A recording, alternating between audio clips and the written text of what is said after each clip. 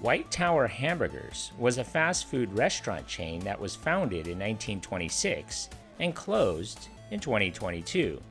Thank you for your suggestions. John and Thomas Sachs opened their first White Tower location at 1502 West Wisconsin Avenue on November 17, 1926. Thomas and his father looked to cash in on the White Castle hamburger popularity. They borrowed heavily on the looks as well as the name. Kind of reminds me of Coming to America. Look, me and the McDonald's people, we got this little misunderstanding. See, they're McDonald's. I'm McDowell's. They got the golden arches. Mine is the golden arcs. On top of starting a hamburger restaurant, the Sachses owned a series of movie theaters in the Milwaukee area. Their growing movie palace empire already included the Princess, Alhambra, Wisconsin, Oriental, Garfield, Tower, and Uptown theaters. Within a year, there were 6 White Tower locations in Milwaukee and 1 in Racine, with many locations within walking distance of a Sachs theater.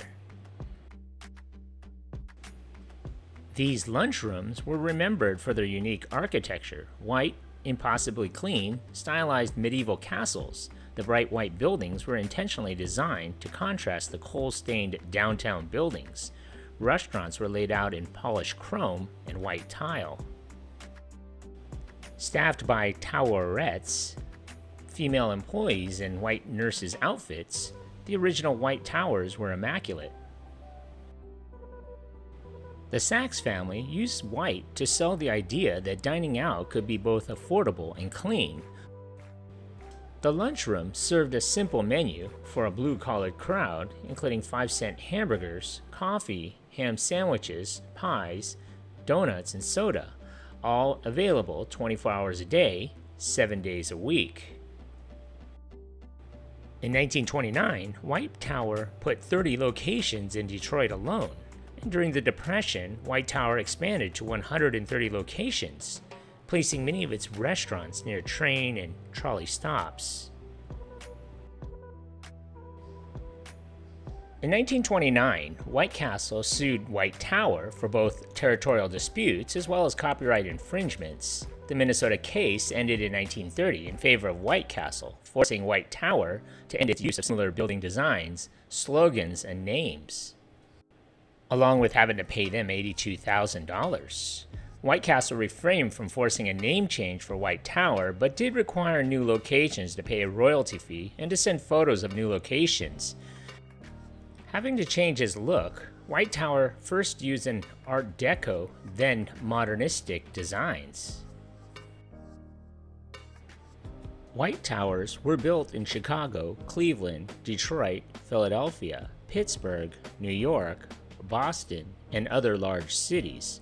Many of the locations were found in cities, and by 1948, the chain had about 250 locations nationwide. Hamburger prices stayed at 5 cents until 1941, and coffee was sold for 5 cents until 1950. For decades, White Tower offered free meals on Christmas Day. From the Great Depression until World War II, the shops were almost entirely men's spaces. After World War II, White Tower marketed jobs almost exclusively to women. Neat, presentable, be a White Tower girl, beckoned the ads, promising an easy way to boost the family budget. White Tower also promised comprehensive benefits, including health insurance, free uniforms, free meals, fast-track promotions, and even paid time off. Many of these benefits were totally unknown for women in the workplace at that time. Unfortunately, White Tower didn't update its operating model for car-crazy post-war America. Although the chain experimented with roadside locations in the 1930s, they remained firmly planted on downtown city streets. When foot traffic disappeared, many locations found themselves landlocked at undesirable addresses. At a time when drive-in restaurants were the rage, most White Towers didn't even offer parking spots. The last Milwaukee location opened at 1136 West Wells Street in 1949. This would be the highest height of the White Tower empire. With 230 nationwide locations, including 12 in Milwaukee, the chain entered the 1950s ready for limitless growth.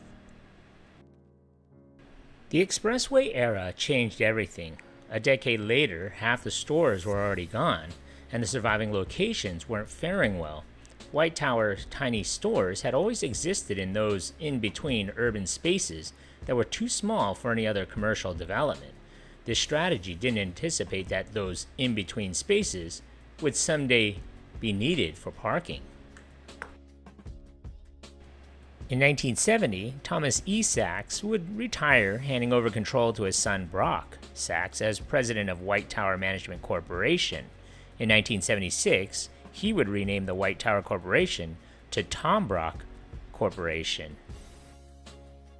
In 1970, Brock's father, Thomas E. Sachs, created and opened the Brock's franchise, Irish-themed family restaurants which featured what many called the biggest and the best salad bar around. By the 1980s, White Tower was slowly fading into history. Tom Brock, the parent company, would leave the restaurant industry altogether in the late 1980s and would be a real estate company. In 1979, there were 80 locations still left, and by 1987, only 15 remained, with 3 being in Baltimore. The struggling hamburger chain would basically be made up of a handful of independent franchisees who had no support from the parent company at that point. Over time, many would close and their buildings would become other little businesses, occupying the former building. By 2021, there was only one White Tower restaurant that was still operating, and that was located in Toledo, Ohio. The next year, the location would close, ending an almost 100-year history of a franchise who had modeled its business in name, buildings, and slogans after its competitor, White Castle. The irony is, White Castle is still around, and they have over 345 locations. So what do you remember about this place? Leave a comment or a suggestion for a future video below.